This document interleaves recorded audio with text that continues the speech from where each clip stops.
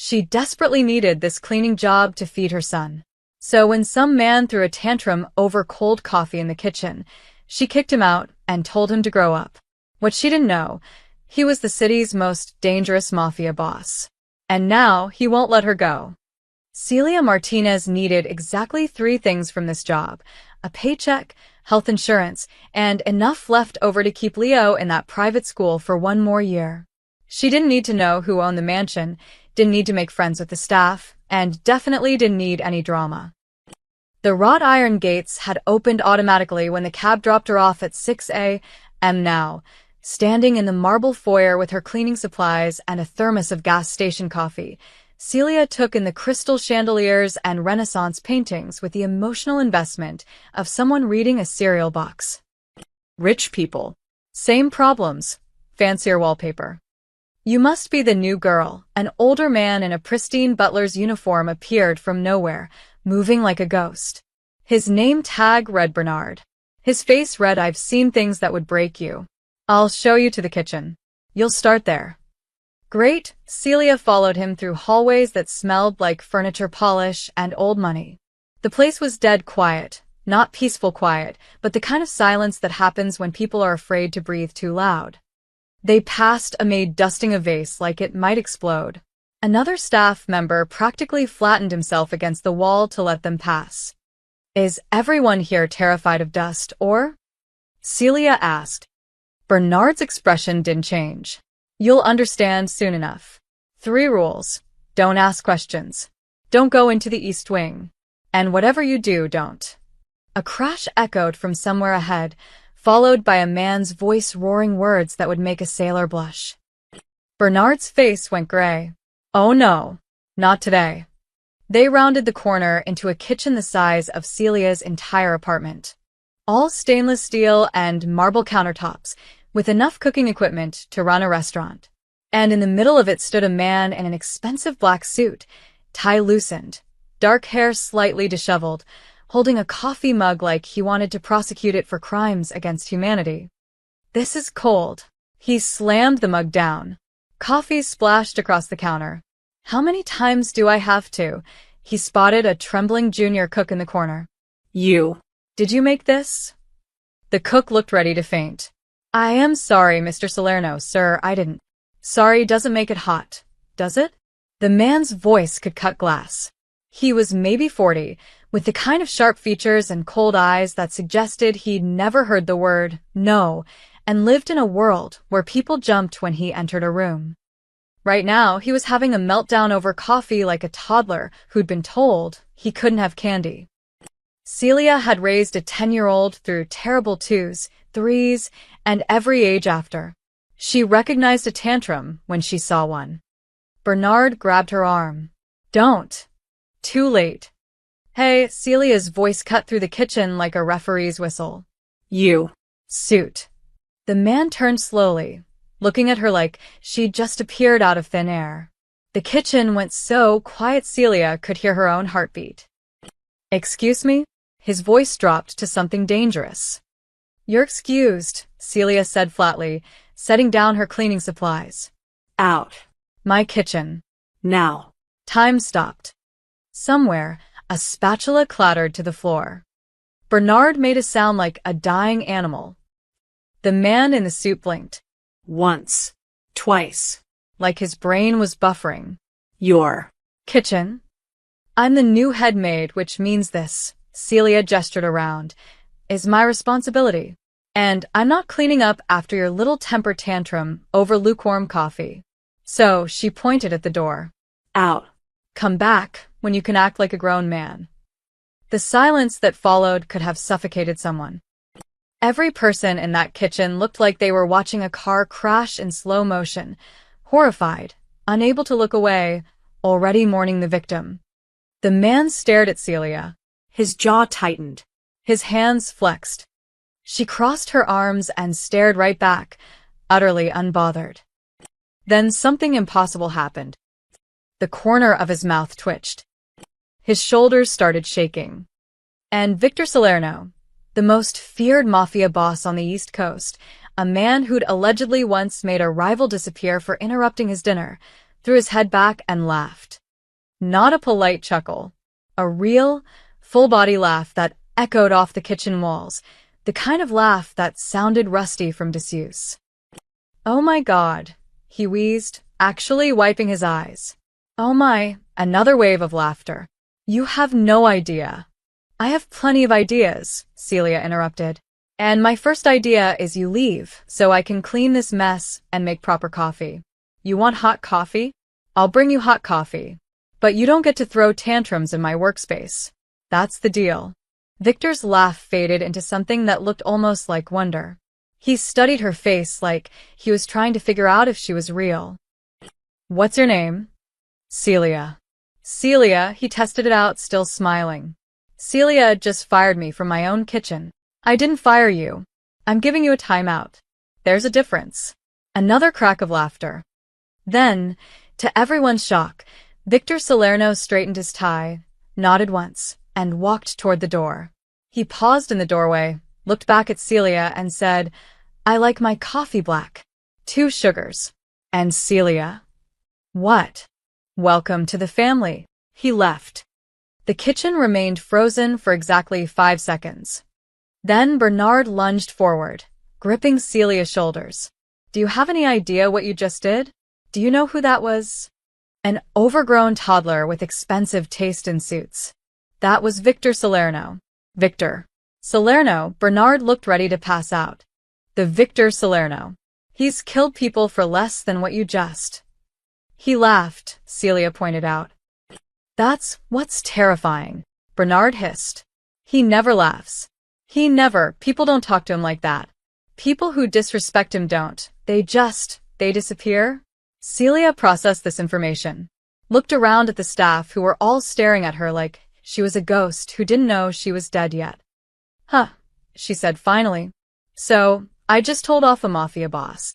"Yes." "And he laughed." "Yes." Celia picked up the spilled coffee mug, examined it, and set it in the sink. "Well, too late now." "Somebody want to show me where the good coffee beans are? I've got a timeout toddler to caffeinate." Victor was still smiling when he walked into his office, and that smile made Rico Castellano want to reach for his gun. "Boss," Rico stood from the leather chair, his voice tight. "We need to talk about what just happened." Victor poured himself a whiskey. It was barely 7 in the morning, but this moment deserved it. "You mean the part where I got kicked out of my own kitchen?" "That's exactly what I mean." Rico's face was red. Behind him, 2 other lieutenants, Marco and Tommy, looked equally disturbed. "That woman disrespected you. In front of staff. In front of witnesses." "She did." Victor took a sip, savoring it. "So she has to go," Marco said, cracking his knuckles. "Today. Right now." "I'll handle it personally. Make it clean." Victor's smile vanished. The temperature in the room dropped 20 degrees. "You'll do nothing," he said quietly. The 3 men exchanged glances. "Boss, with respect," Rico started. "She stays." "Victor," Rico stepped closer, lowering his voice. "People are going to talk. They already are. Word spreads fast. If they think you're going soft, if they think you let some random maid disrespect you without consequences, let them talk." "You don't understand." Rico's voice rose. "Your reputation is everything. It's what keeps rivals in check, keeps territories stable, keeps our operations running. One crack in that reputation and—" "She didn't know who I was," Victor interrupted, setting down his glass. "Did you see her face? Not an ounce of fear. Not because she was brave, because she genuinely had no idea." "That's not the point." "That's exactly the point." Victor leaned back against his desk. "When's the last time someone spoke to me like I was just a person? Not a title. Not a reputation. Just some guy having a bad morning." Tommy shifted uncomfortably. "Never, boss." "Exactly." "Never." Victor's eyes went distant. "My own mother started choosing her words carefully around me 15 years ago. Everyone's terrified. Everyone's calculating. Everyone's trying to figure out what I want to hear before they open their mouths. That's called respect," Rico said. "That's called a prison." Victor picked up his whiskey again. "And this woman, Celia, she walked in and treated me like I was anyone. Some annoying customer throwing a tantrum. And you know what? She was right. I was throwing a tantrum over cold coffee. You're allowed to throw tantrums, Marco protested. You're Victor Salerno. And apparently that doesn't mean anything to her. Victor's smile returned. I want to know what else she'll do. What else she'll say. I'm keeping her. Rico's jaw clenched. This is a mistake. Then it's my mistake to make. She stays. That's final. The three men left, clearly unhappy, muttering to each other about soft bosses and dangerous precedents. Victor didn't care. For the first time in years, he felt genuinely curious about another human being. Downstairs, Celia was learning exactly how badly she'd messed up. Bernard had pulled her into the pantry, a closet-sized room that smelled like flour and fear, and was speed-talking through Victor's greatest hits like a true crime podcast on Fast Forward. And then there was the incident with the union leader, who tried to skim from the ports. They found him in a cement foundation in Newark, and the prosecutor, who was building a RICO case, just vanished. Entire family relocated by witness protection, and the rival boss who tried to move in on the gambling operations. They say Victor personally. Okay, stop. Celia held up her hand. Her stomach felt like she'd swallowed rocks. So he's like, actually dangerous. Not movie dangerous. Real dangerous. Real dangerous, Bernard confirmed, his eyes wild. He controls half the East Coast. Drugs, weapons, gambling, construction. If it makes money and bends laws, Victor Salerno has his hand in it. Celia thought about her son. About the private school she'd lied on applications to afford. About the scholarship interview next week that could change everything. She thought about the man who'd laughed in her kitchen. He seemed nice when he left, she offered weakly. Bernard made a noise like a strangled cat. Nice? Nice? Celia, he's a killer. He's ended people for smaller slights than what you just did. The fact that he laughed doesn't mean. Does he hurt staff? Bernard paused. What? His own staff. Does he hurt them? Kill them for mistakes? Well, no. Not usually. He's harsh, demanding, impossible to please, but he doesn't. Then I'm probably fine. Celia straightened her shoulders. Look, I can't change what happened. I didn't know. Now I do. But I'm not going to walk around scared of my own shadow. I've got rent to pay and a kid to feed. If he wants me gone, he'll fire me. Until then, I've got a kitchen to run. Bernard stared at her like she'd grown a second head. You're insane. I'm broke. There's a difference. Celia pushed past him, back into the kitchen where staff were still whispering. She found the good coffee beans, imported, probably cost more than her monthly grocery budget, and made a proper pot. Strong, hot, perfect. Then she did something either incredibly brave or incredibly stupid. She poured a cup, added 2 sugars like he'd requested, put it on a silver tray, and headed for Victor's office. Staff flattened themselves against walls as she passed. Someone whispered, "She's dead." Celia knocked on the heavy oak door. "Come in." She entered to find Victor alone, standing by the window overlooking his estate. He turned, saw her, and something like delight crossed his face. Celia. I was hoping you'd come. She set the coffee on his desk. Black. 2 sugars. Like you asked. He picked it up, took a sip, and closed his eyes. Perfect. Good. Next time, try asking nicely instead of throwing things. His eyes snapped open. Are you giving me life advice? Someone should. Celia met his gaze. Will that be all, Mr. Salerno? Victor laughed again. That same rusty, surprised sound. Yes. That will be all. For now. Celia left, closing the door behind her. In the hallway, Bernard was waiting, looking like he'd aged 10 years. You're still alive, he whispered.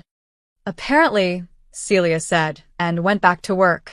The next morning, Victor showed up in the kitchen at 6:15 a.m. Celia was prepping ingredients for breakfast, organizing the chaos the previous staff had left behind.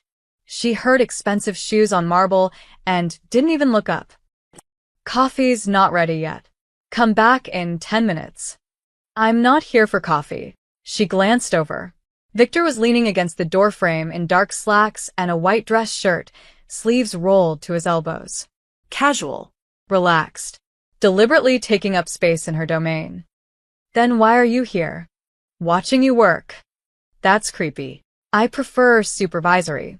Celia pointed her knife at him, just a paring knife, but his bodyguard who'd materialized in the hallway reached for his gun. Victor waved him off. Rule number 1, Celia said. No hovering during prep work. You want to watch me work? There's a perfectly good dining room 30 feet away. What if I like it here? Then you can like it somewhere else. She went back to chopping onions. Out. Victor's smile grew. He didn't move. Celia stopped chopping, turned fully to face him. Are you testing me?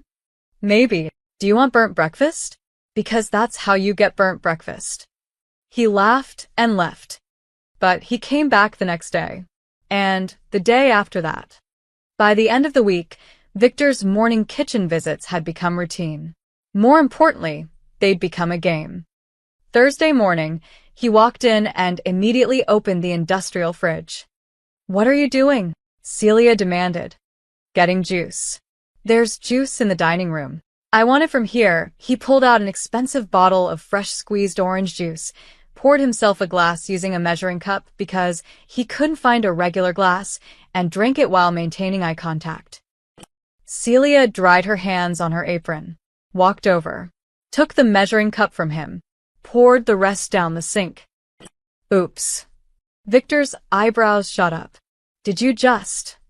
Kitchen rules. No unauthorized personnel drinking from prep equipment. That measuring cup now needs to be sanitized. She held his gaze. Was it worth it? His eyes glinted with something dangerous and amused. Absolutely. Friday, he tried to steal a croissant straight from the cooling rack. She smacked his hand with a wooden spoon. Ow. Don't touch food before it's plated. I sign your paychecks. And I control breakfast.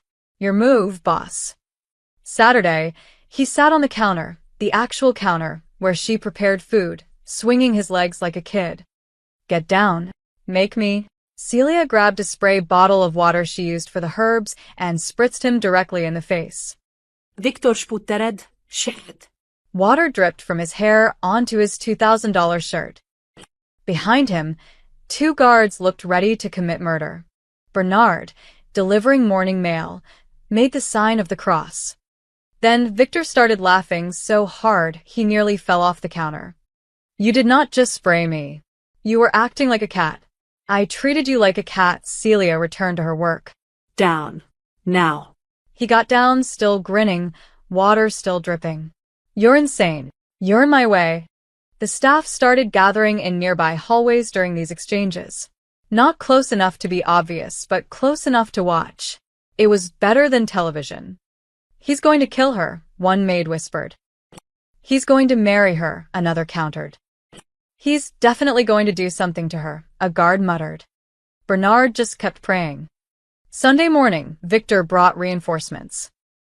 He walked into the kitchen with Rico, clearly trying to prove a point. Rico needs coffee. I told him yours is the best. Rico looked like he'd rather drink poison, but he played along. Yes. Coffee. Please. Celia assessed them both. Okay. But you're both sitting at that table. She pointed to a small staff table in the corner. And you're not talking to me while I work. Deal? What if I have questions? Victor asked innocently. Write them down. I'll read them when I'm done. What if they're urgent? Then they're not about coffee. She started grinding beans. Sit. Stay. Good boys.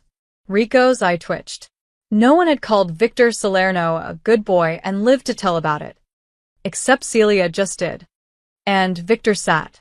Actually sat at the staff table like an obedient puppy, pulling out a chair for Rico, who looked like he was having an out-of-body experience. They sat in silence while Celia worked, moving through the kitchen with efficient grace. She wasn't trying to impress anyone, just doing her job. But there was something mesmerizing about her confidence, the way she commanded the space. She brought them coffee 5 minutes later. Set the cups down. Victor took a sip. Perfect as always. Great. Now leave. The cook needs this space for breakfast service. What if I want to stay for breakfast? Then you eat in the dining room like everyone else. This feels like discrimination. This feels like a boss trying to distract his employee from work. Celia crossed her arms. Tell me, Mr. Salerno, do you hang around your accountant's offices? Your lawyer's meetings? Your whatever else you have people for. That's different. How? They're boring. And I'm entertainment. Victor's smile turned into something softer. You're honest. It's refreshing. For just a second, Celia's armor cracked. She saw something real in his eyes. Not the dangerous mafia boss, but a lonely man who'd forgotten what genuine human interaction felt like. Then the moment passed. Flattery doesn't get you extra croissants, she said, but her tone was gentler. Dining room. Both of you. Before I spray you again. Rico stood so fast his chair scraped. I'll be in the car. He fled. Victor stood slowly, still holding his coffee. Same time tomorrow.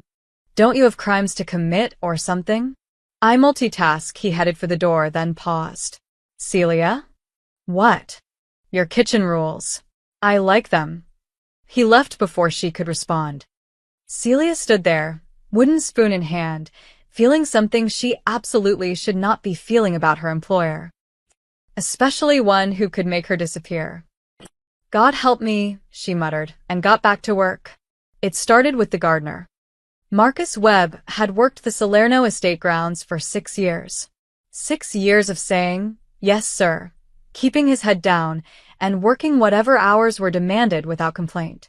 That's how you survived in Victor's world. Invisible, obedient, grateful. But he'd watched the new maid spray Victor Salerno in the face with water. And he'd watched Victor Salerno laugh. So on Monday afternoon, when Rico told him to stay late and replant the entire rose garden before a meeting the next morning, no overtime pay, naturally, Marcus heard himself say something he'd never said before. No. Rico stopped mid-stride. Turn slowly. Excuse me? I said no. Marcus's heart was hammering, but he kept going. It's 5 p. and my shift ends at 5. You want evening work, you pay evening rates. That's fair. The garden went silent. 2 other groundskeepers pretended to be very interested in their rakes. Rico's face turned purple. Do you know who you're talking to? Ido. And I'm still saying no. Marcus thought of Celia pointing her knife at Victor. You want the roses done tonight. Pay me overtime. Otherwise, I'll do it tomorrow during regular hours. You're fired. Then I'm fired. Marcus started packing his tools. His hands were shaking, but he kept his voice steady.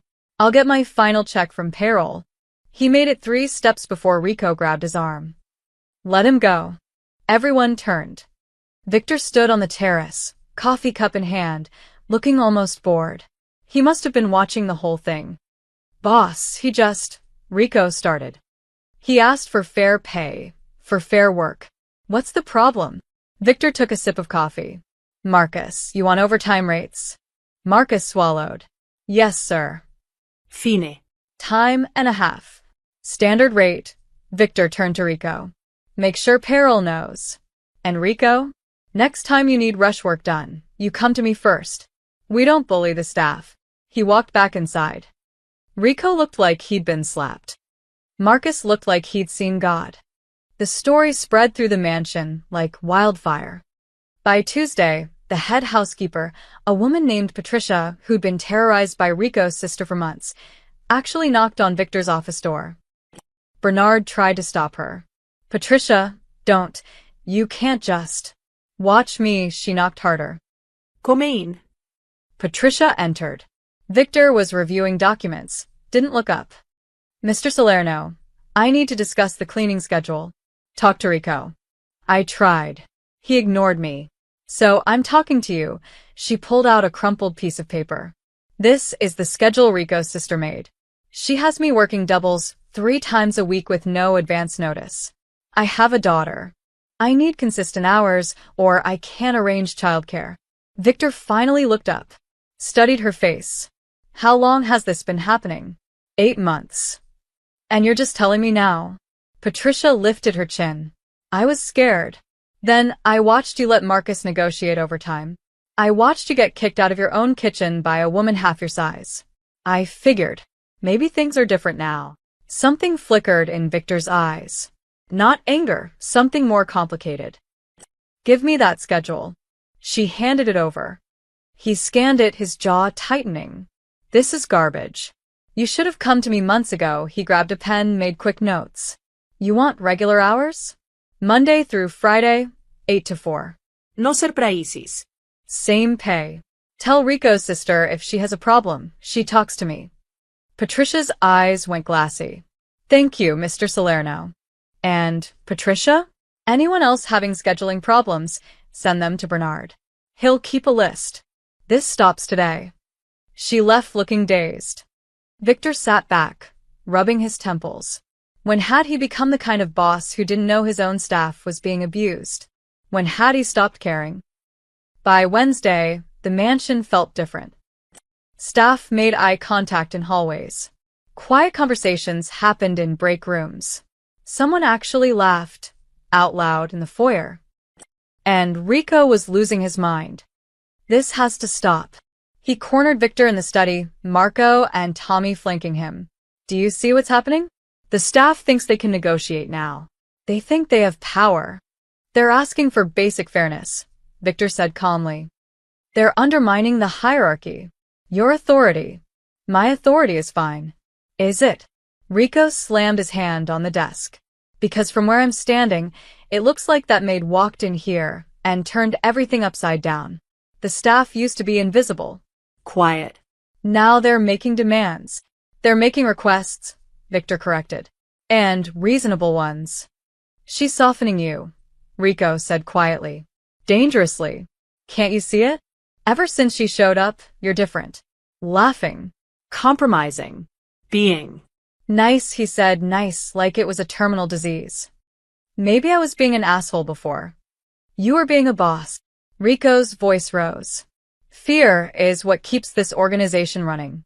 Fear is what keeps territories in line, keeps rivals away, keeps. I don't want people scared in my own house, Victor interrupted, his voice hard. My enemies should fear me. My staff should respect me. There's a difference. Since when?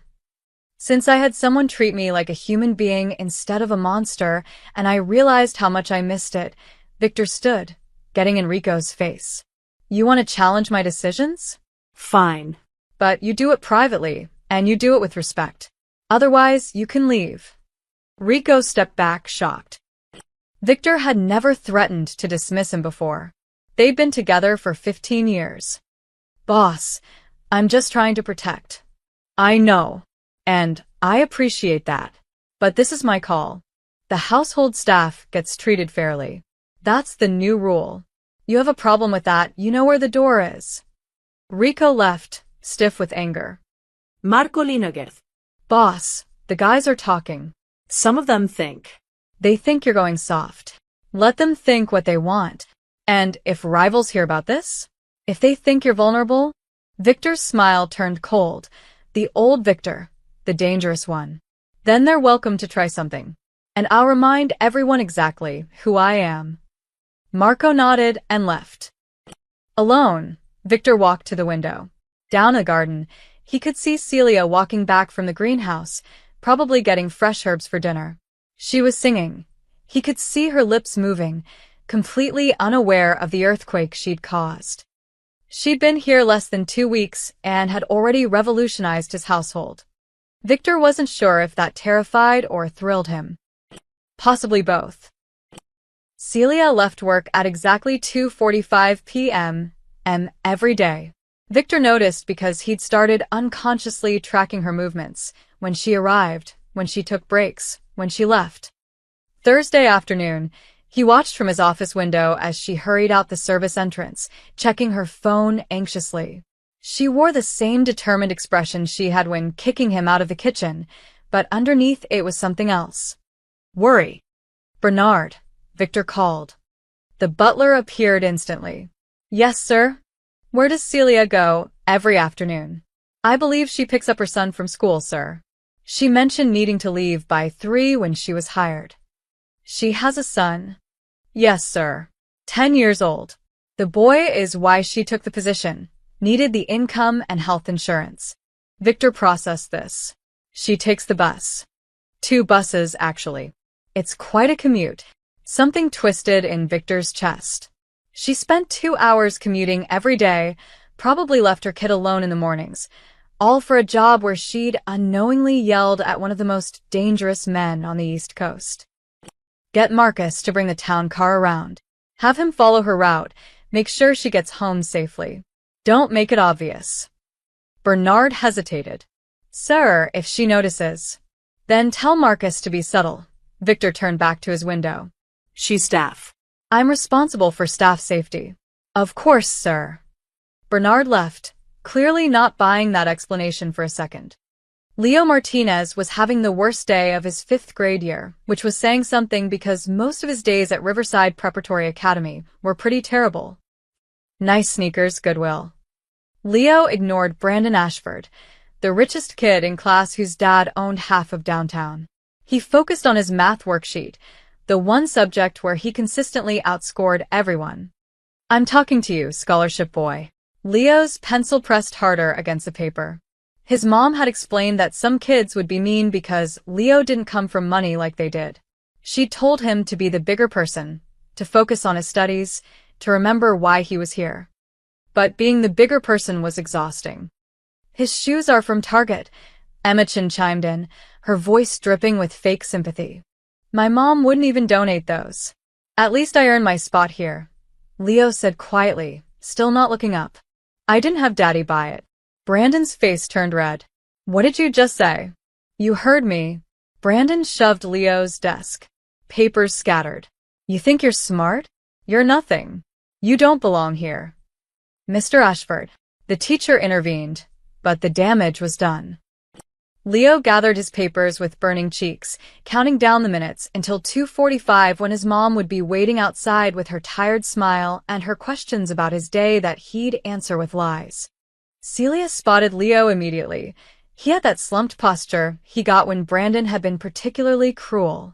Her heart squeezed. Hey, baby, she hugged him, and he let her, which meant it had been really bad. How was school? Fine. Low. I don't want to talk about it, Mom. They walked to the bus stop in silence. Celia wanted to march back into that school and give those rich brats a piece of her mind, but she couldn't. Leo needed to stay in this school. The education was exceptional, and the scholarship interview next week could mean full tuition for middle school. They just had to survive until then. On the bus, Leo finally spoke. Mom, what does your new boss do? Celia tensed. Why do you ask? You've been weird about this job. You won't talk about it. I'm not weird. You're totally weird. Leo looked at her with those 2 old eyes. Is he a bad guy? He's complicated. That was putting it mildly. But he pays well, and the insurance is good. That's what matters. Brandon's dad says there are no honest ways to get rich. Brandon's dad is a hypocrite. Celia pulled Leo closer. Listen to me. People are complicated. Sometimes good people make bad choices. Sometimes bad people have good moments. The world isn't black and white. Which one is your boss? Celia thought about Victor's laugh, his dangerous smile, the way he defended Marcus. I'm still figuring that out. Victor was in his study when Marcus returned, looking uncomfortable. Well? She takes 2 buses, sir. Picks up her kid from Riverside Prep, fancy school, probably on scholarship. They go to a small apartment in Queens. Building's not in a great area. Lock on the front door looks broken. Victor's hands tightened on his desk.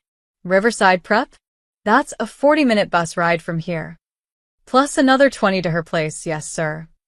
A widow, Bernard had mentioned.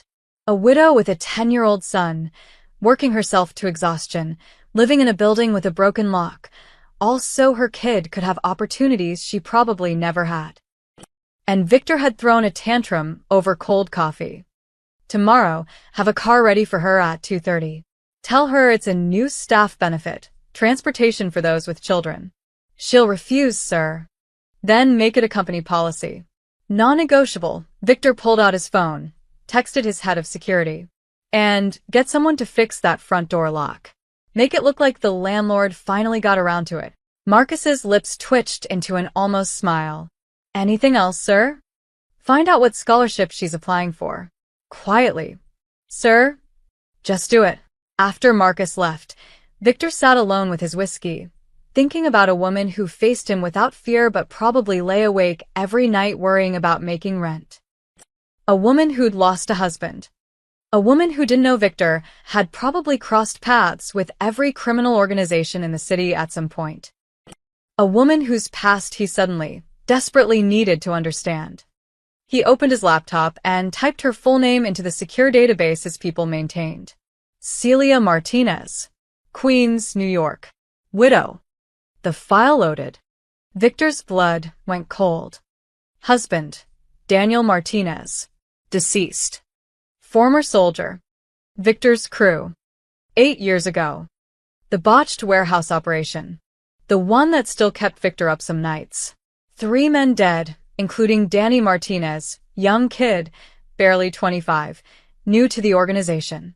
Caught in crossfire when a simple pickup turned into an ambush. Victor had sent flowers to the funeral, had authorized a small payout to the widow. He'd never followed up. Never checked if that widow had been left with a baby. Never imagined she'd walk back into his life 8 years later and kick him out of his own kitchen. Oh, Celia, Victor whispered to the empty room. What are you doing here? She knew. She had to know. She'd taken a job working for the man whose operation had gotten her husband killed. The question was, why? Revenge? Unlikely. She'd had a dozen chances to poison him by now. Desperation? More probable. Sometimes survival trumped vengeance. Or maybe, and this thought unsettled him most, maybe she'd made peace with what happened and truly didn't blame him. Victor needed answers. But asking would reveal that he'd been digging into her past. So he'd wait. Watch. Protect her from the shadows while he figured out what game she was playing. If she was playing one at all. Friday morning, Victor found Celia in the hallway outside his study, organizing the cleaning supply cart. Celia. A word. She looked up, one eyebrow raised. Is this about the coffee? Because I already told you. No. I need my office cleaned. She blinked. Okay. I'll add it to the rotation. Now. I need it clean now. He opened the door, gestured inside. Personal project. Needs immediate attention. Celia glanced at Bernard, who'd appeared from nowhere looking stricken. The butler made frantic cutting motions across his throat, the universal sign for abort mission. She looked back at Victor, who was watching her with unreadable dark eyes. Your office. Yes. The one everyone whispers about. The one nobody's allowed to enter. That's the one. She grabbed her supply caddy. Fine. Move. Victor's mouth twitched. He stepped aside. Behind her, Bernard made a sound like a dying whale. The office was exactly what she expected. All dark wood, leather furniture, and masculine intimidation. Floor-to-ceiling bookshelves lined 2 walls. A massive mahogany desk dominated the center. And along the far wall. Is that a gun cabinet? Celia asked. Yes, with actual guns. They're not decorative. Victor settled into his desk chair, clearly planning to watch her work. Problem? Nope. Just confirming I'm cleaning a murder museum. She set down her supplies and pulled out a feather duster. Don't shoot me if I accidentally bump something. I'll try to restrain myself. She started with the bookshelves, methodically working through leather-bound volumes that probably cost more than her monthly rent. Victor watched her like a hawk studying a mouse. Celia refused to be the mouse. She worked her way to the gun cabinet, a beautiful antique piece with glass doors showcasing an array of handguns, rifles, and things she didn't have names for. She opened it without asking. Behind her, Victor went very still. These are filthy, she announced, running her cloth along the shelves. When's the last time someone cleaned in here? No one cleans in here. I can tell. She carefully moved a Glock to dust underneath it. Do these all work? Yes. Ever used them? What do you think? Celia glanced back at him. He was leaning back in his chair, fingers steepled, expression carefully neutral. Testing her. Waiting for fear. I think you're trying to scare me, she said, returning to her dusting. I also think it's not working. Why is that? Because if you wanted me dead, I'd already be dead. She closed the gun cabinet, moved to his desk. You're not subtle, Mr. Salerno. You're about as subtle as a brick. Victor's lips curved. Most people find me terrifying. Most people don't have a 10-year-old son. You know what's terrifying? 5th grade math homework. She started rearranging his desk without asking, moving papers, straightening his pen holder, relocating his laptop to what she clearly deemed a better position. What are you doing? Organizing. This desk is a mess. That's classified paperwork. Then don't leave it lying around. She picked up a sheet, squinted at it. I can't read Italian anyway. Is this a shipping manifest? Put that down. Putting it down, she set it in a neat pile. You really need a filing system. Victor stood, moved around the desk until he was close enough that she had to look up at him. He was a tall man, broad-shouldered, with the kind of presence that made rooms feel smaller. You're not curious? He asked quietly. About what I do? What those papers mean? Nope. Most people would be. Most people don't have enough problems of their own. Celia held his gaze. Your business is your business. I just work here. He studied her face, searching for something. You're not afraid of me. Should I be? Everyone else is. Everyone else isn't me. She moved past him, deliberately breaking the tension, and headed for the bar cart in the corner. A crystal decanters filled with amber liquid caught the light. She picked one up, sniffed it, wrinkled her nose. Oh my God, what is this? Floor cleaner? Victor's jaw dropped. That's a 50-year-old scotch. It costs $3,000 a bottle. Then you got scammed. She set it down, picked up another. This one smells like a hospital. Do you actually drink this stuff or just collect it to look impressive? I drink it. Why? To punish yourself. She moved to the next decanter. Okay, this one's not terrible. What is it? Irish whiskey. 25 years. See, this is drinkable. She set it down. The rest is just expensive garbage. Victor stared at her. This woman, this maddening, impossible woman, had just insulted his taste in liquor, reorganized his desk, casually handled his firearms, and dismissed his entire intimidating aesthetic as not subtle. And she was completely, utterly sincere. Celia. What? Why did you take this job? The question clearly caught her off guard. Her hand paused on the whiskey decanter. I needed the money. I told you that. You knew who I was before you applied. It wasn't a question. Her shoulders tensed slightly, the first real sign of discomfort he'd seen. I knew the name, she admitted quietly. Didn't know the face until that first morning. But you knew the reputation. Everyone knows the reputation. She turned to face him fully. I also knew you pay 3 times what normal housekeeping jobs pay, and you offer health insurance. My son has asthma. Do you know what inhalers cost without insurance? So, this is just about survival. This is about being a mother. Her voice hardened. I don't have the luxury of moral high ground, Mr. Salerno. I don't get to pick and choose who I work for based on whether they're nice people. I pick based on who can keep my kid alive and in school. The honesty was brutal, refreshing. And the fact that I'm a criminal doesn't bother you? Celia grabbed her cleaning supplies. You want absolution from your maid? Go to church. You want your office cleaned? That'll be done in 10 minutes. You want me to judge your life choices? Get a therapist. She headed for the door. Celia. She stopped but didn't turn. You're not what I expected, Victor said softly. Yeah, well. You're exactly what I expected. She glanced back, something complicated in her expression. A man who thinks fear and respect are the same thing. They're not. She left. Victor stood in his reorganized office, surrounded by his floor cleaner, scotch, and his carefully curated intimidation, and realized something fundamental. Celia Martinez wasn't playing a game. She wasn't pretending to be brave. She wasn't trying to impress or manipulate him. She was just herself, exhausted, honest, doing what she had to do to survive. And somehow, that was more dangerous than any scheme she could have plotted.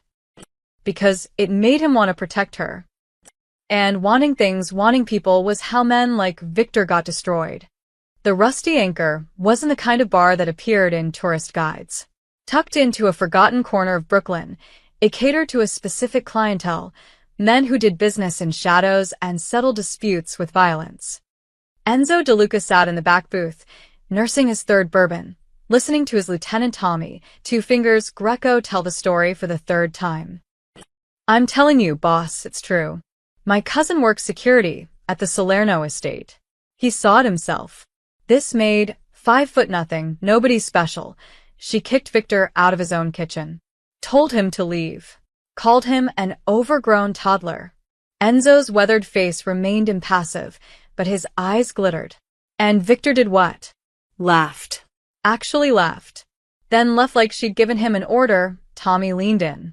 That's not even the best part. She's been there 2 weeks now. Staff is getting bold. Demanding overtime pay, regular schedules. The gardener actually told Rico Castellano no to his face, and Victor backed the gardener. Victor backed the help over his own consigliere. Swear on my mother's grave. Enzo set down his glass carefully. He'd been in this business 40 years, long enough to recognize a crack in armor when he saw one. Victor Salerno had controlled the East Coast ports for a decade through sheer ruthlessness. The man was a ghost story that rival organizations told to keep their soldiers in line. You didn't challenge Victor. You didn't even look at Victor wrong. But a man who let staff disrespect him? That was a man who'd lost his edge. Tell me about this, Maid. Tommy pulled out his phone, showed a grainy photo, looked like a security camera capture. A woman with dark hair pulled back, simple clothes, unremarkable except for the fire in her eyes as she pointed at something off-camera. Celia Martinez. Widow, 1 kid. Lives in Queens. Takes 2 buses to work every day. Widow of who? Danny Martinez. Low-level soldier, who died in that warehouse mess 8 years back. One of Victor's operations that went sideways. Enzo's eyebrows rose. She's working for the man who got her husband killed. Apparently, this was better than Enzo had dared hope. Not just a crack in Victor's armor, a possible infiltrator already inside. You think she's playing an angle? Enzo asked.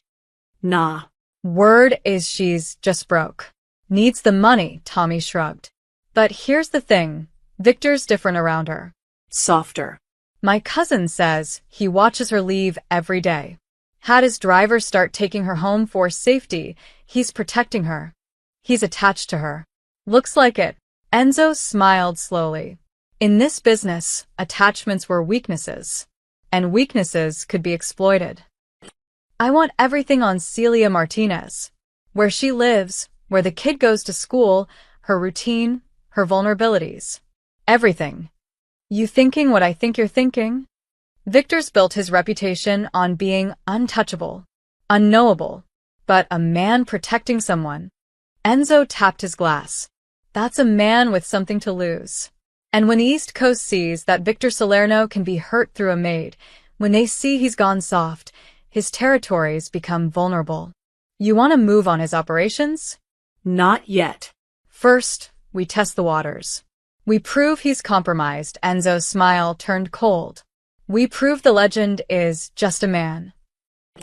3 miles away, in a small apartment in Queens, Celia helped Leo with his homework while mentally calculating whether she could afford new sneakers for him this month.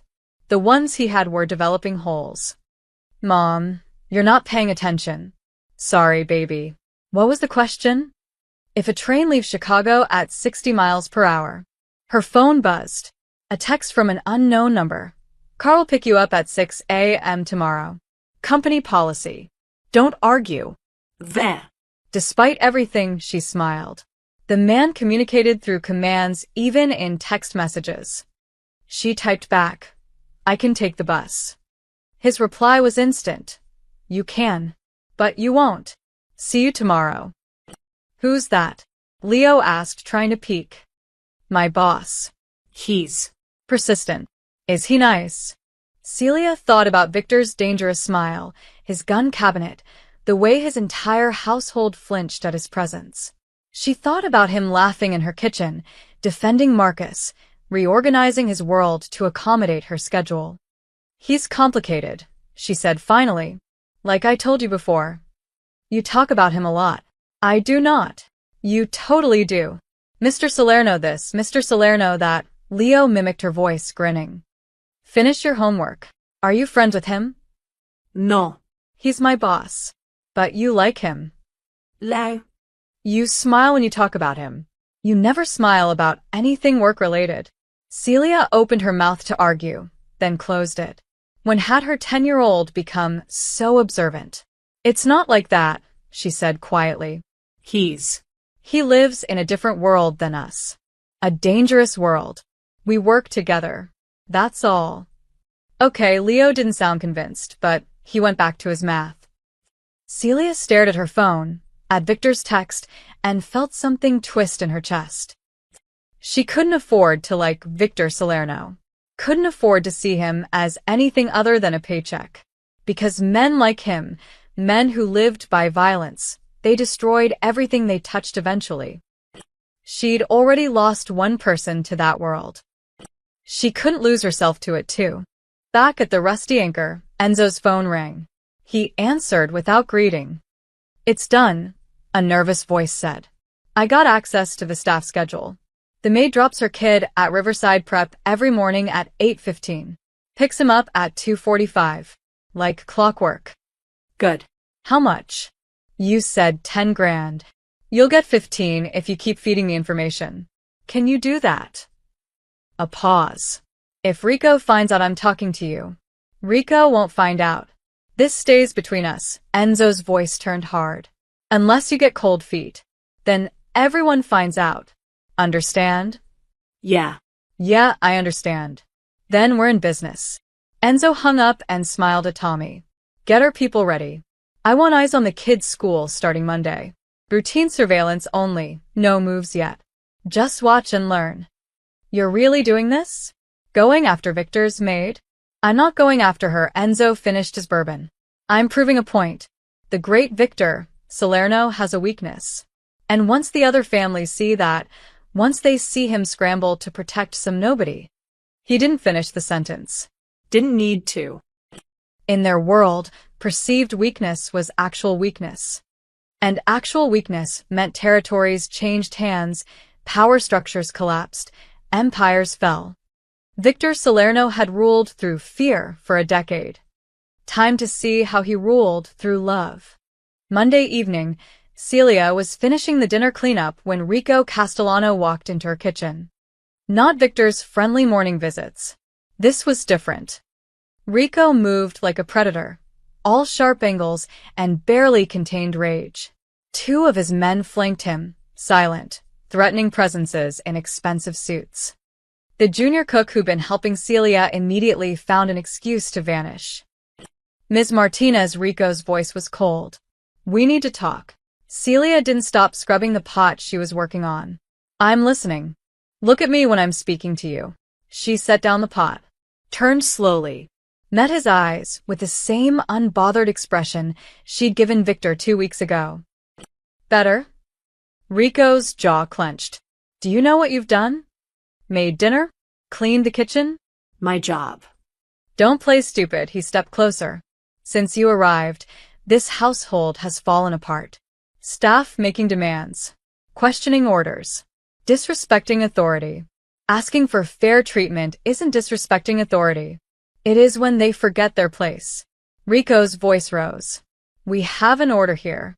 A hierarchy. Victor at the top, then his lieutenants, then everyone else. That system works because everyone knows where they stand.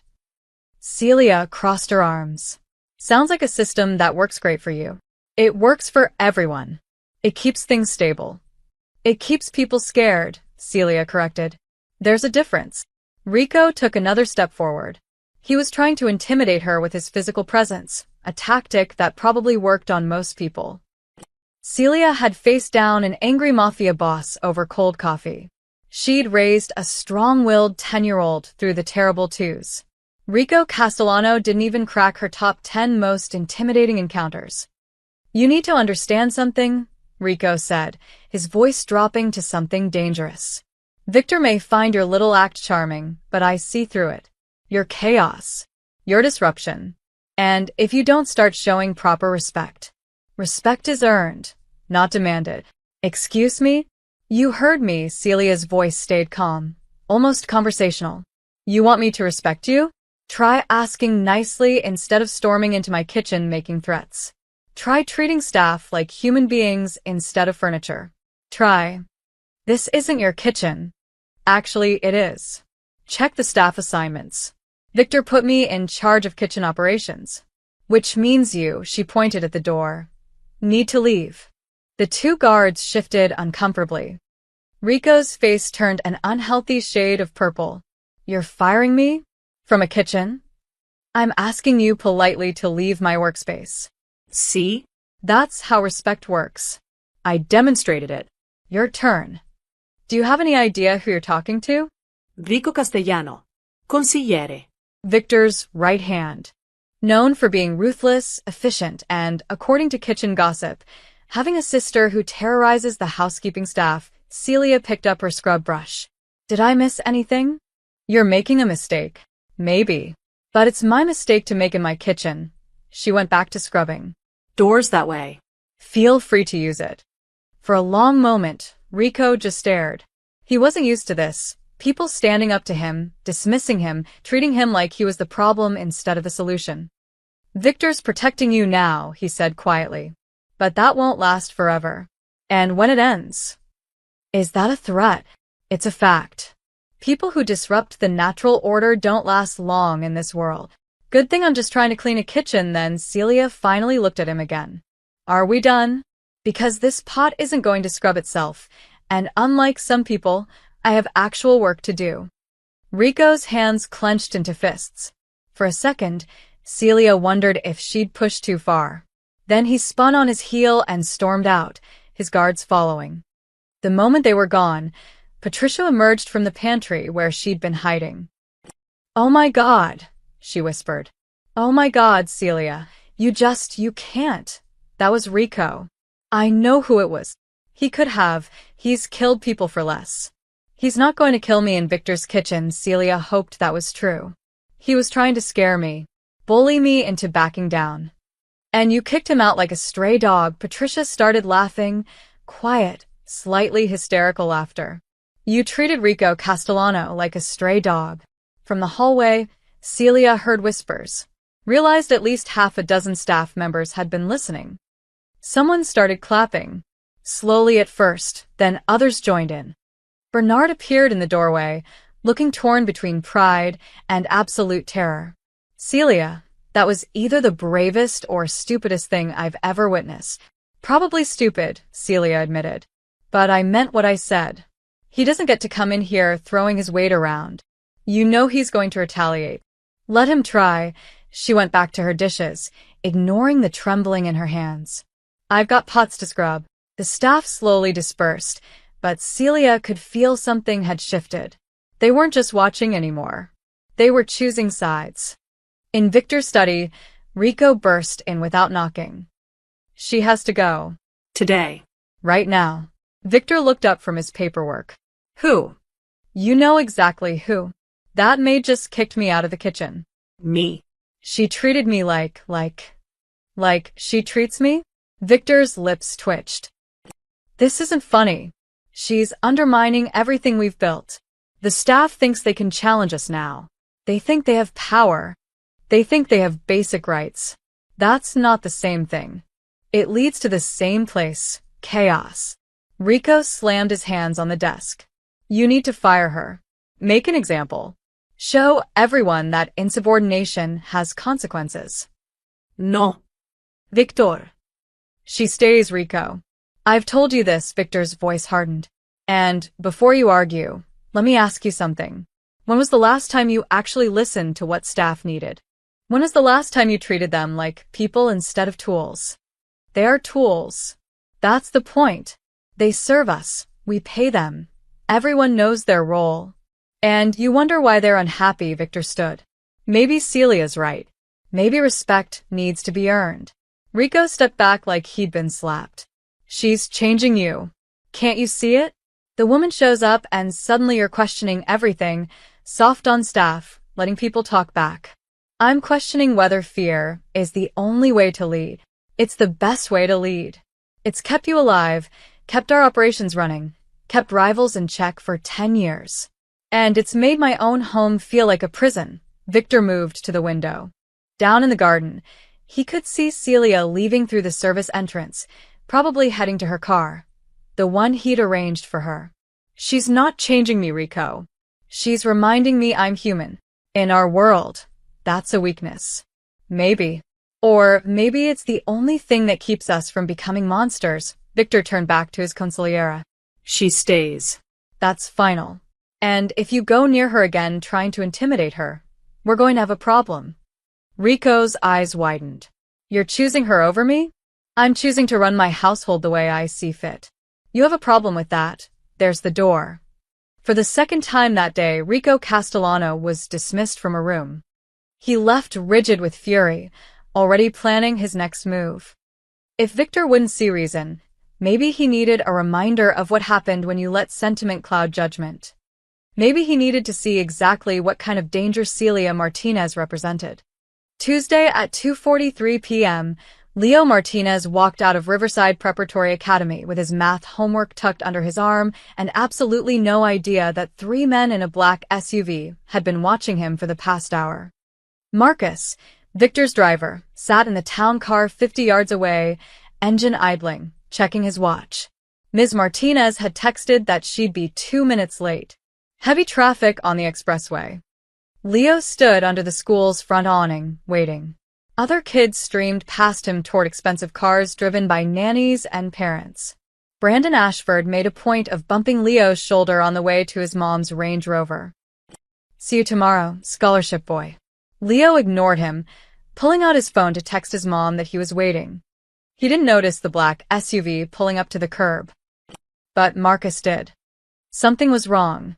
The vehicle stopped too close to Leo. Wrong angle. Wrong body language from the driver. Marcus's hand moved to the gun in his shoulder holster. The SUV's back door opened. Leo Martinez? A man in a dark jacket stepped out, smiling like a friendly uncle. Your mom asked me to pick you up. Traffic's bad. She's running late. Leo frowned. My mom didn't. She texted me. Come on, kid, let's go.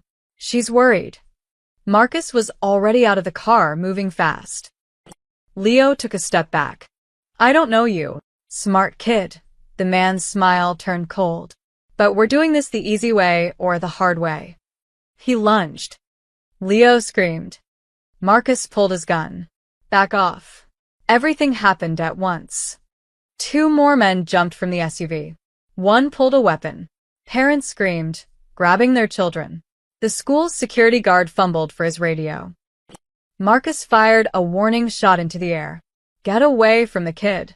The first man had Leo by the arm. Leo twisted, bit down hard on the man's hand. Little bastard. Marcus tackled the man, both of them crashing to the pavement. Leo broke free, ran toward the school entrance. The second man caught him. Got him. Go, go, go. They dragged Leo toward the SUV. He fought, kicking, scratching, screaming, but he was 10 years old, and they were grown men. Then 3 black sedans screeched into the school driveway. Victor's security team poured out, 6 men, heavily armed, moving with military precision. Drop him. The kidnappers hesitated for exactly 2 seconds. Then they shoved Leo toward the school doors and ran for their SUV. Gunshots cracked through the afternoon air. The SUV's tires squealed as it tore out of the parking lot, one window shattering from return fire. Victor's men gave chase in 2 of the sedans, but the priority was securing the kid. Leo sat on the concrete, shaking, while a guard checked him for injuries. Marcus had a split lip and murder in his eyes. Get him to the car. Now. Call Victor. Celia's phone rang while she was still stuck in traffic. Hello. Ms. Martinez, it was Marcus, his voice tight. Your son is safe. But there was an incident at his school. I'm bringing him to the estate now. Her entire world tilted. What kind of incident? Men tried to take him. We stopped them. He's not hurt, but… What? The word came out as a scream. Someone tried to kidnap my son? We have him. He's safe. Victor wants you to meet us at the estate. I'm coming to the school. The school's on lockdown. Police are there. Ms. Martinez, please come to the estate. Leo's asking for you. The call ended. Celia sat in gridlocked traffic, her hands shaking so badly she could barely grip the steering wheel. Someone had tried to take her baby. Someone had put their hands on Leo. Because of her. Because she worked for Victor Salerno. The fear crystallized into something else. Rage. She walked into Victor's mansion 40 minutes later, like a hurricane. Staff scattered. Bernard tried to intercept her. Ms. Martinez, Leo's in the kitchen with. She shoved past him. Leo was sitting at the kitchen table, wrapped in a blanket, drinking hot chocolate. He looked small, scared, but alive. Mom. She grabbed him, held him so tight he wheezed. Checked him over with shaking hands. No injuries, no blood. Just fear in his eyes that no 10-year-old should have. I'm okay, he whispered. Mom, I'm okay. Marcus saved me. Where is he? Her voice was ice. Where's Salerno? Celia, Bernard started. Where is he? His office. She stormed out, leaving Leo with Patricia and Bernard. Took the stairs 2 at a time. Burst through Victor's office door without knocking. Victor was on the phone, surrounded by his lieutenants. They all turned, startled. She didn't care. You, she pointed at Victor. Outside. Now. Celia, I'm in the middle of. I don't care what you're in the middle of. Her voice cracked. Someone just tried to kidnap my son. My son. Because of you. The room went silent. Victor set down his phone slowly. Everyone out.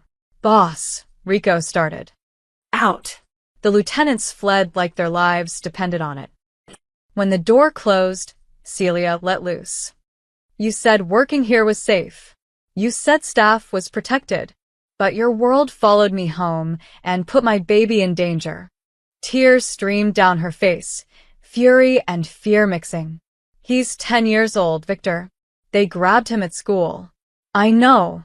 No, you don't know. You don't have kids. You don't understand what it's like to get a phone call saying someone tried to take the only thing in this world that matters. She was shaking. I should never have taken this job. I should never have.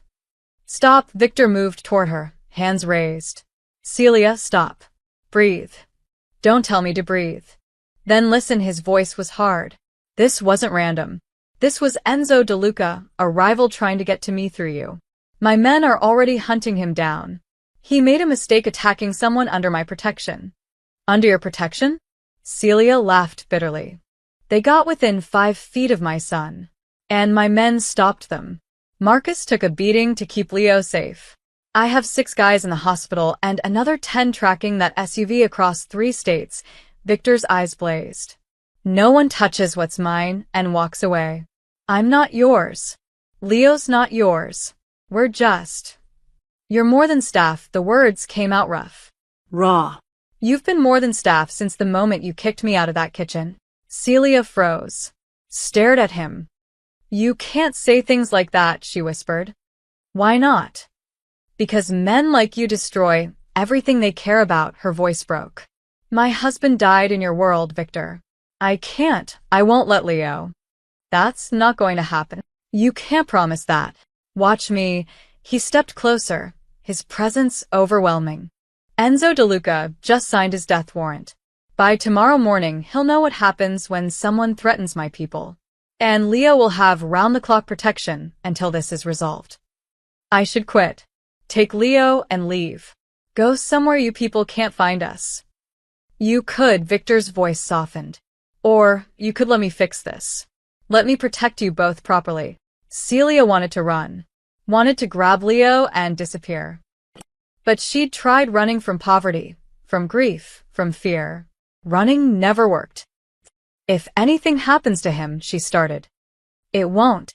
If it does, I'll kill you myself. Victor's lips twitched despite everything. I believe you. She left without another word, returning to Leo. Victor stood alone in his office, making a decision. Enzo DeLuca had made this personal. Time to remind everyone why you didn't touch Victor, Salerno's world. That night, Victor couldn't sleep. Leo was safe in one of the guest rooms, Celia in another. Guards patrolled every entrance. His security team was executing a coordinated manhunt across 3 states. But Victor sat in his office at 2 a.m., staring at a file he'd opened hours ago and couldn't stop reading. Daniel Martinez, age 25 at time of death. Married to Celia Rodriguez Martinez. One son, Leo, age 2.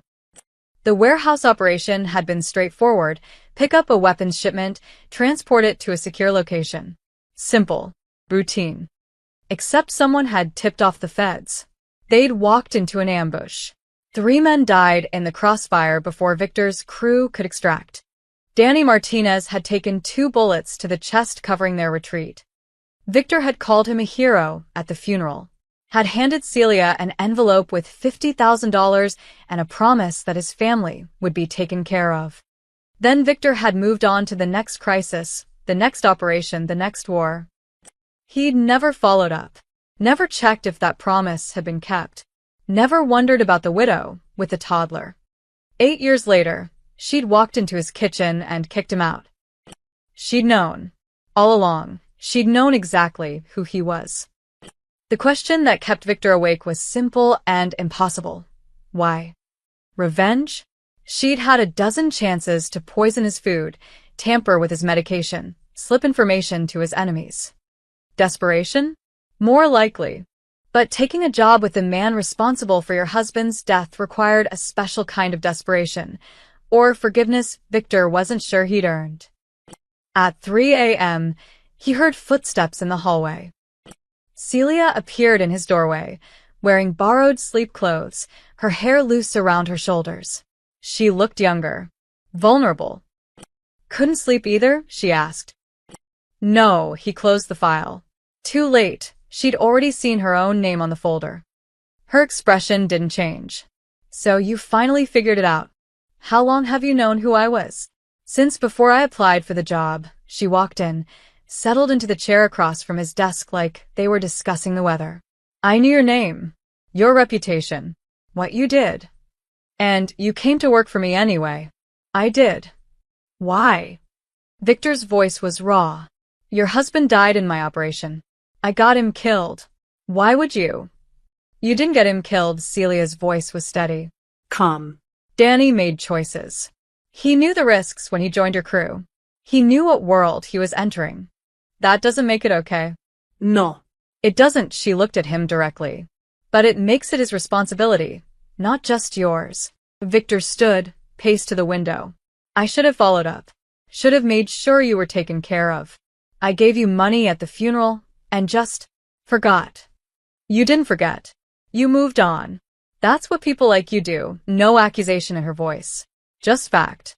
The 50,000 helped. Covered the funeral, gave me time to figure out my next move. But money runs out, Victor. Especially with a kid. So you took a job with me out of desperation. I took a job that paid 3 times the market rate and offered health insurance my son desperately needed. She leaned back. Was I supposed to let Leo suffer because of pride? Because of anger at a man I'd never met? Most people would. Most people have the luxury of choices. I don't. Celia's eyes never wavered. You want me to hate you? Fine. I'll hate you on my own time. But when I'm standing in your kitchen making your coffee, I'm just doing my job. How can you separate it like that? Practice. Necessity. She stood, moved to stand beside him at the window. You think you're the first powerful man I've had to swallow my feelings around? I've smiled at landlords who gouged my rent. Thanked teachers who looked down on my son for being poor. Worked for managers who sexually harassed me because I needed the paycheck. Victor's jaw clenched. Did anyone hear? No. Your staff is professional. That's not the point, she turned to face him. The point is I survive, Victor. That's what I do. I put Leo first and I survive. Your guilt doesn't change my rent. Your remorse doesn't pay for inhalers. So yes, I took a job with the man whose operation got my husband killed. Because that man pays well. The honesty was brutal. Beautiful. You're not afraid of me, Victor said quietly.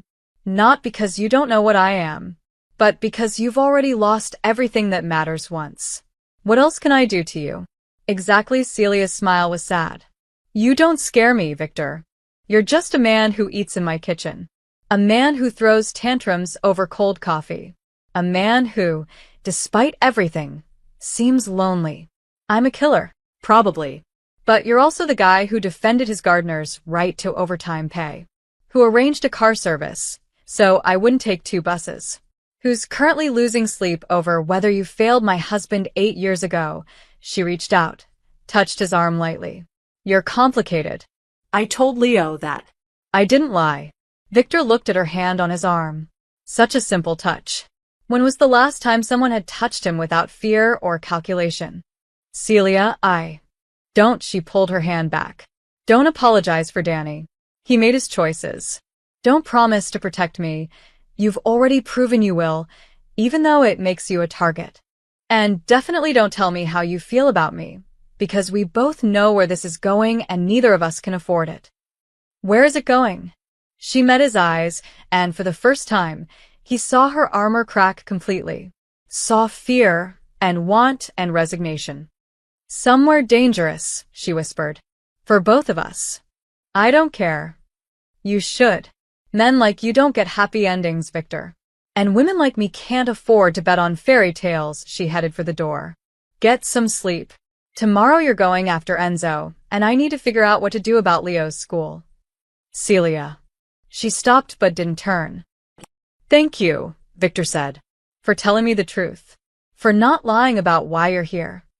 I'm here because you pay well and my son needs insurance, she said firmly. That's the truth. The rest is just complications. She left.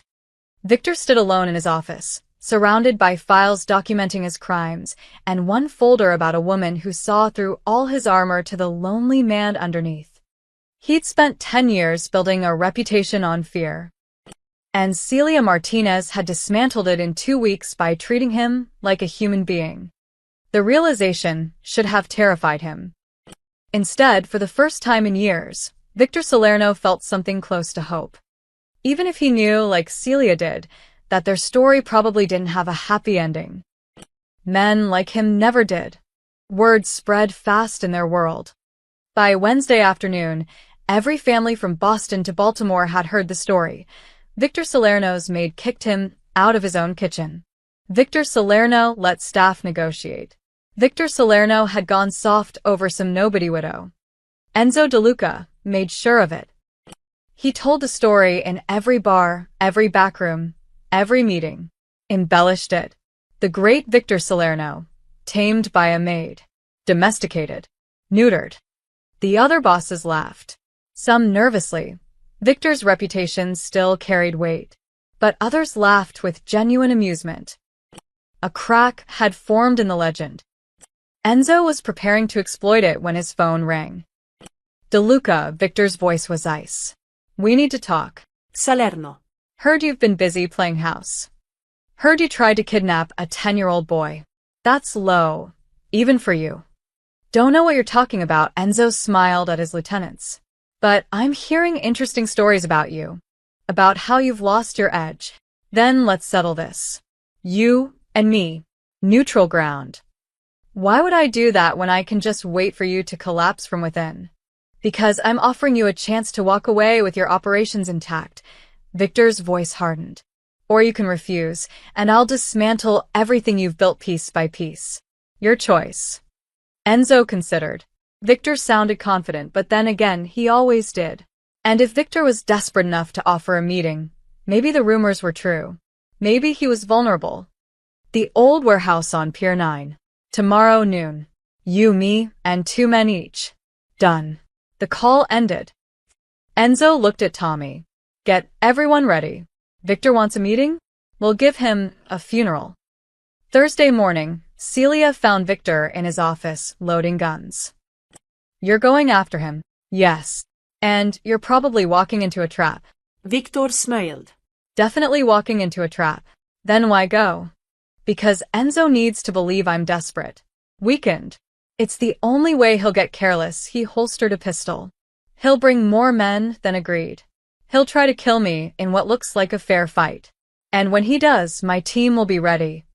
You're using yourself as bait. I'm using his arrogance against him. Victor checked his watch. I need you to do something for me. If you're about to ask me to stay here safe while you go get killed, I need you to make a delivery. Celia blinked. What? Enzo's expecting a confrontation. Violence. What he's not expecting is a complication. Something that disrupts his focus for just a few seconds. Victor pulled out a folder. This is a catering order for Pier 9. Your company, the mansion, is delivering lunch to a construction crew allegedly working there. Routine delivery. Nothing suspicious. You want me to deliver sandwiches to your shootout. I want you to walk in at exactly 12:15, announce you're there with a catering delivery, and act confused about why there are men with guns. He met her eyes. Enzo's never seen you in person. His men will hesitate, can't shoot a civilian caterer in broad daylight with witnesses around. That 3-second hesitation is all my team needs. This is insane. Completely. I could get killed. You'll have a wire and 6 of my best men in position. If anything goes wrong, you drop the food and run. They'll extract you. Celia stared at him. You're asking me to voluntarily walk into a Mafia confrontation. I'm asking if you trust me to keep you safe. She should say no. Should refuse. Should tell him to find another way. Instead, she thought about Leo's scared face. About Enzo's men grabbing her son. About how many other people Enzo would hurt if Victor didn't stop him. What time do I need to be there? Victor's expression shifted. Surprise, admiration, concern all at once. Celia. You're not the only one who can be brave and stupid. She took the folder. 12:15, Pier 9. I'm a confused caterer. Got it. The warehouse was exactly what Celia expected. Concrete, rusted metal, dramatic shafts of light through broken windows. Very cinematic for a murder. Victor stood in the center with Marcus and another guard. Across from them, Enzo De Luca, older, weathered, dangerous, had 8 men instead of 2. You brought extra, Victor observed. You brought a reputation for being soft. Wanted to make sure it wasn't contagious. Enzo smiled. So, the great Victor Salerno wants to negotiate? I want you to leave my operations alone. Stay out of my territories. In exchange, I won't destroy yours. Generous. But I'm thinking maybe I'd just take your territories. You're not what you used to be, Victor. Everyone knows it. A maid has you wrapped around her finger. Excuse me? Both groups turned. Celia stood in the doorway, holding 2 large catering bags, looking utterly bewildered. I'm looking for the construction foreman. Someone ordered lunch for 15. She looked around at the armed men. Am I in the wrong place? Enzo's men froze, confused. Guns lowered slightly. Nobody wanted a civilian witness. Lady, you need to leave, one of them said. But I have your order. Now. Okay, geez, no tip for you. In that 3-second distraction, Victor's hidden team moved. Windows shattered as 6 men rappelled in from the roof. Doors burst open as 4 more came from the sides. Enzo's crew spun, but too late. They were surrounded, outgunned, outmaneuvered. Drop your weapons, Victor said calmly, or this gets messy. Celia, meanwhile, had dropped her catering bags and was already halfway out the door, moving exactly like Victor had instructed. The standoff lasted 5 seconds. Then Enzo's men started dropping guns. You set me up, Enzo snarled. You tried to kidnap a child, Victor stepped forward. You spread lies about me being soft. Weak. And you know what? I let you. Because I knew your arrogance would bring you here. You're still soft. I'm strategic. There's a difference. Victor's smile was razor-sharp. You're finished, Enzo. Your operations are being seized as we speak. Your assets frozen. Your men arrested. The families have already been notified that DeLuca territories are now neutral ground. You can't. I already did. The only question is whether you walk away with your life. Victor leaned in close. So, here's what happens. You retire, move to Florida, play golf. And if I ever hear your name associated with my city again, I won't be soft. I won't be strategic. I'll just be what you expected, a monster. Enzo's face was purple with rage, but he was beaten, and he knew it. Victor's men escorted them out. 30 minutes later, Victor walked back into his mansion kitchen. Celia was calmly rolling out dough for bread, flour dusting her arms, completely unbothered. She didn't look up. How'd it go? You were perfect. Enzo never saw it coming. Good, she kept rolling. You're welcome, by the way. Victor laughed. That surprised, genuine laugh she'd first heard weeks ago. You walk into an armed standoff and now you're baking? Stress baking. It's therapeutic. She finally met his eyes. You're insane, Victor Salerno. You helped me orchestrate a tactical takedown using sandwich bags. You're insane too. We're perfect for each other then. The words hung in the air. Neither of them acknowledged what she'd just said. 3 weeks later, the mansion felt like a different world. Dawn light filtered through the dining hall windows. Staff moved through the hallways without that perpetual tension in their shoulders. Someone was humming in the foyer, actually humming, a sound that would have been unthinkable a month ago. In the kitchen, Celia supervised breakfast prep while Patricia cracked jokes with the junior cook. Laughter echoed off the marble countertops.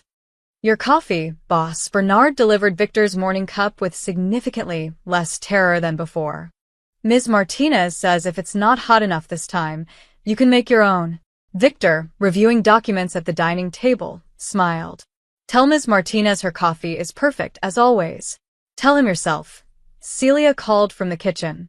I'm not deaf. Bernard's eyes widened, waiting for the explosion that never came. Victor just laughed. Rico, sitting across from Victor, looked like he'd aged 5 years in 3 weeks. Boss, the shipment from Newark. Approved. Move it through the usual channels. And the situation with the Marino family wanting to negotiate. Set up a meeting. But not here. Victor glanced toward the kitchen. I keep business out of the house now. Rico's jaw tightened, but he nodded. He'd learned to adjust. Barely. The household staff had rights now, fair schedules, overtime pay, respect. The change had been Rocky's personal nightmare, but even he couldn't argue with the results. Turnover had dropped to 0. Efficiency had increased. The mansion ran smoother than it had in years. And Victor's reputation? If anything, it had grown more fearsome. The Enzo DeLuca takedown had sent a message. Victor Salerno wasn't soft. He was smart enough to recognize when fear was useful and when humanity worked better. His enemies still trembled at his name. His staff just called him boss, without the existential dread. At 6:30 a.m., Celia emerged from the kitchen carrying fresh pastries. She set the basket on the dining table, deliberately within Victor's reach. Croissants. Still warm. Don't eat them all before the meeting. No promises. Victor grabbed one immediately. I wasn't asking. She moved to take the basket away. He held it hostage. My table. My croissants. My kitchen. My rules. They locked eyes, a familiar dance of challenge and amusement. Rico made a noise of disgust and left the table entirely. Celia won the croissant battle by simply walking away. Eat them all. See if I care. I'll just make you a sad salad for lunch. You wouldn't dare. Try me. Marcus, standing guard by the door, hid a smile. At 7 a.m., Leo arrived with his school bag, now driven to the mansion every morning by Victor's driver. It was safer, and the private security detail that shadowed him had become part of the new normal. Morning, Mr. Salerno. Leo bounced into the dining room, completely unafraid. Morning, kid. Math homework done. Yep. Got a hippie plus on my test. Nice. Your mom know.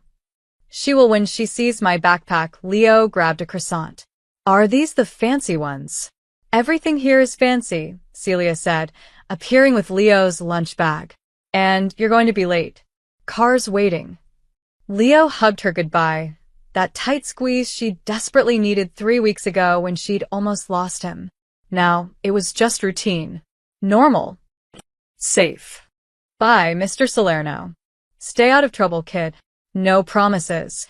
He left with Marcus, who'd become his unofficial bodyguard and surprising friend. Alone in the dining hall, staff having dispersed to their duties, Victor and Celia stood on opposite sides of the table. He's a good kid, Victor said quietly. He is. Thanks to you, he's still alive. Thanks to both of us, Victor stood, moved around the table. Celia, we need to talk. No, we don't. Yes, we do. Victor. She backed up a step. We've been over this.